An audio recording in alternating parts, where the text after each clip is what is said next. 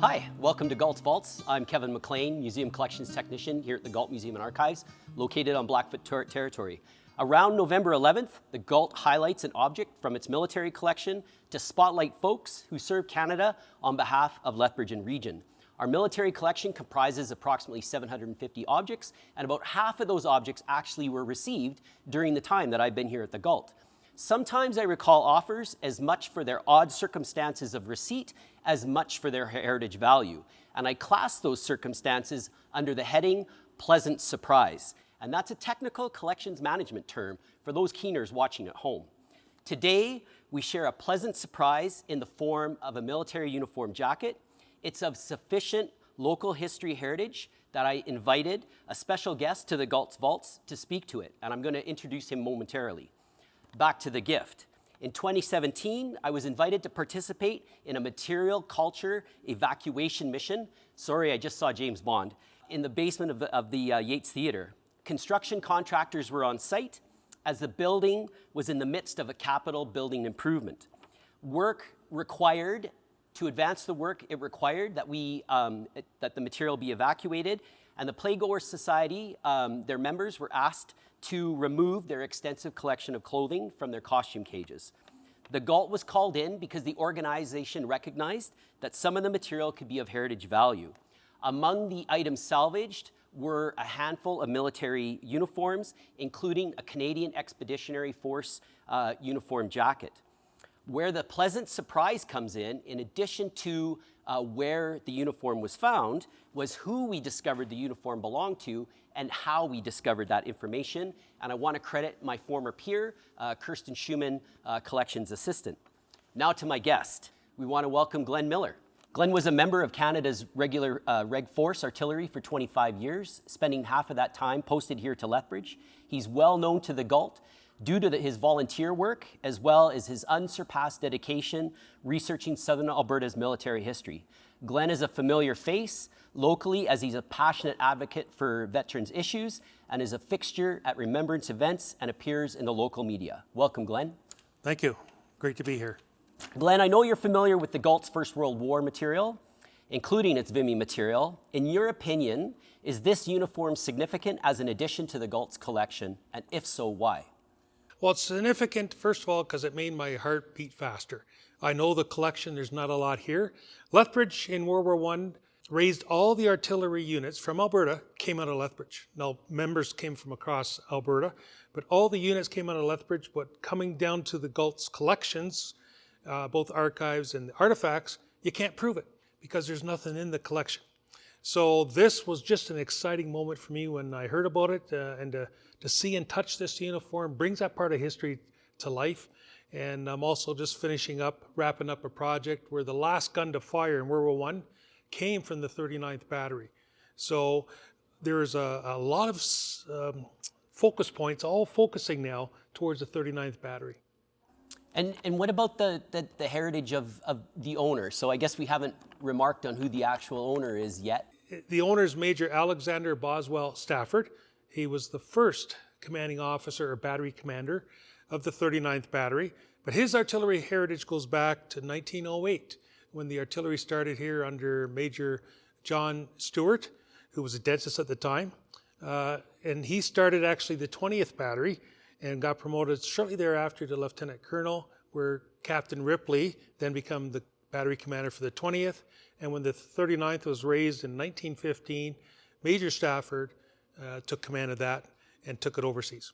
So what can you tell me about Major Stafford if you were to think about how this uniform might have come into our possession? Like what would be his story during the war itself? So we'll never know how we can trace back the lineage of it, but it's in the possession. So the object has to speak for itself. How can we augment and verify some of that? He was a major before he left Canada, so there's a possibility that the uniform started there, but he went overseas, part of the 3rd Division, which has a specific patch in color, which is on the uniform. So now we're bracketing the time frame. He was a rank of major until he was unfortunately killed after the Battle of Vimy Ridge and is buried like 10 miles from there. So we have to backtrack from when he was killed to the divisional patch that's on it, where was this uniform? And that's part of the laying out the puzzle, of building the frame, fitting the pieces. So like you said, there's very little material, physical material culture in the collection with respect to the artillery here at the Galt Museum and Archives. And you could say there isn't much more that actually connects individuals to the battle at Vimy Ridge from Lethbridge. That's right. And the 39th Battery actually had overseas, after the Battle of Vimy Ridge, they went over the ridge and were actually, that was the longest time they were deployed in the war. They had 6 guns in the battery at that time, and each of those guns were actually destroyed 3 times. So they lost 18 guns and some casualties while stationed in front of Vimy Ridge. And he was killed in June of that year as well. So we look at the uniform for visible evidence. There's some stuff there that have holes, missing artifacts, which helps produce evidence. And together we can help tell a story to a certain degree. So I think our First World War collection might comprise around 130 objects. In your opinion, like how important among all of those pieces do you think this uniform now is? Well, I think it's very important because, as I mentioned earlier, Lethbridge is an artillery town. If anyone comes down to the collection, prove it to me, we can't in a significant way. We have bits and drabs. Of all the people who joined from Lethbridge and area and Alberta, there are artifacts in people's homes and barns, who knows where, but we're trying to bring those artifacts together to collect, preserve, share, and tell for future generations.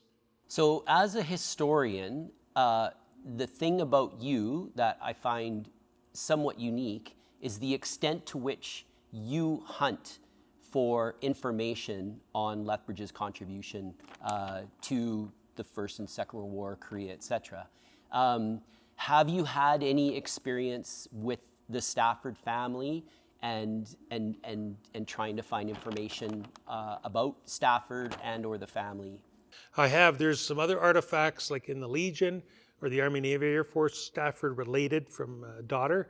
But I also had the chance to tracking down the grandson and the great-grandson of Mr. Stafford. And so when went to visit in his house, he actually has his sword that was sent back after he was killed.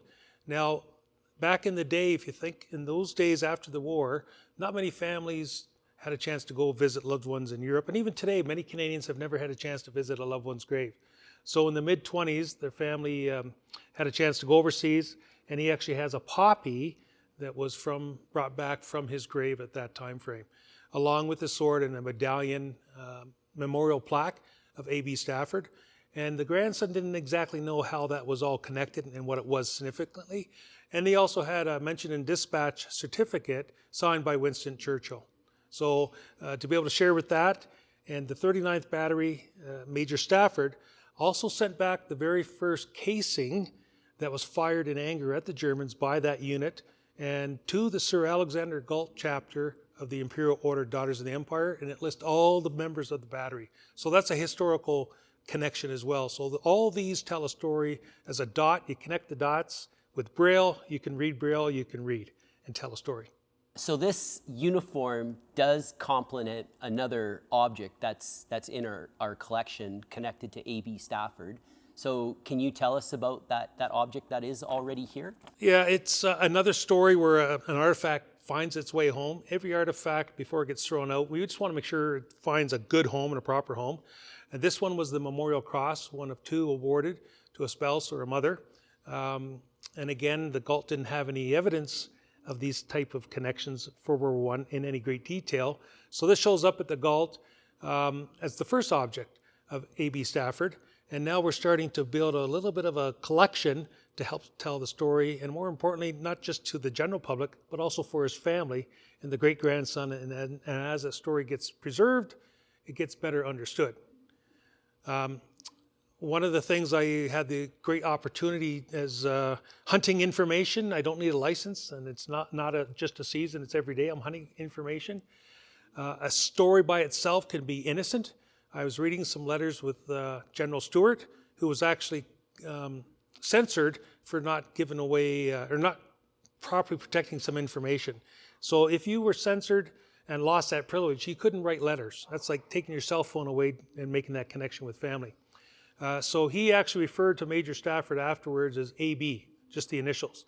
And he actually had a trench named after him, Stafford Street, near the front lines of Vimy Ridge. And I had the great pleasure of sharing that information with his great-grandson, and a member statement from MLA for the Little Bow area, David Schneider, was able to give up a member statement and tie all that together and give him a map of Stafford Street and the member statement in time for the 100th anniversary. So it's rewarding for me to always give back to families when and where I can with the Galt Museum's assistance.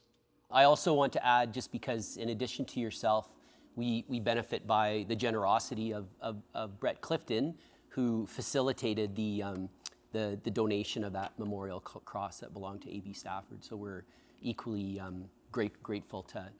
And it's all a community effort to help share our story of Southern Alberta. So part of the joy of studying military material, especially personality material, is items' ability to be read or interpreted. So when you look at this uniform, Glenn, what do you see and not see, and what do you think that uniform tells us?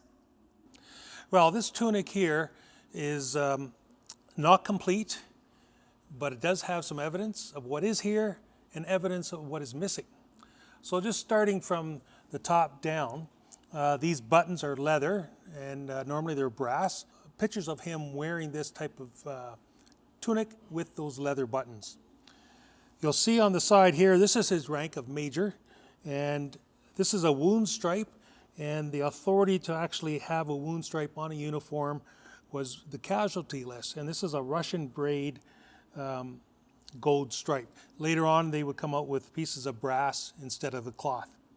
On this side here is a divisional patch, one on each arm, and red would be the first division, second would be blue, third is French gray, and fourth and fifth had different colors. So what is interesting with this uniform is that it has a wound stripe, so it tells me it's after he was wounded. So now we're focusing from the day he was wounded to the day he was killed. That's the narrow window to describe when this uniform might have been worn. He wouldn't just have one uniform, you'd have a couple, so this could be one of those spares. But at the end, when his family was in receipt of all his his estate from overseas, it would be sent home. And back then, like many uniforms and artifacts, there were many in the community, so this might have been donated. His wife was very involved with the military through the Imperial Order, Daughters of the Empire. So a lot of the wives were also involved. So this is what I see is all the buttons are here.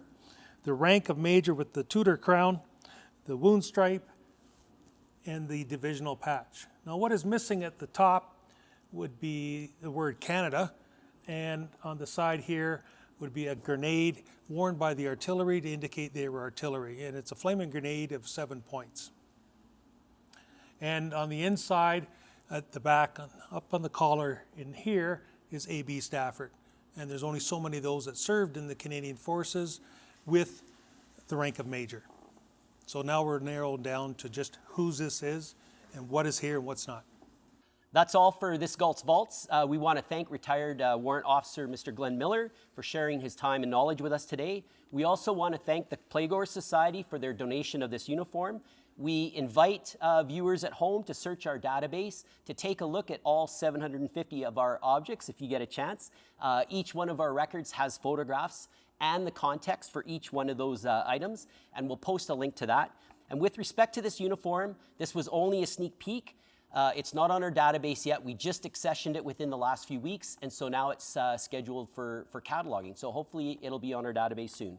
For the Galt's Vaults, I'm Kevin McLean. Be well, Lethbridge.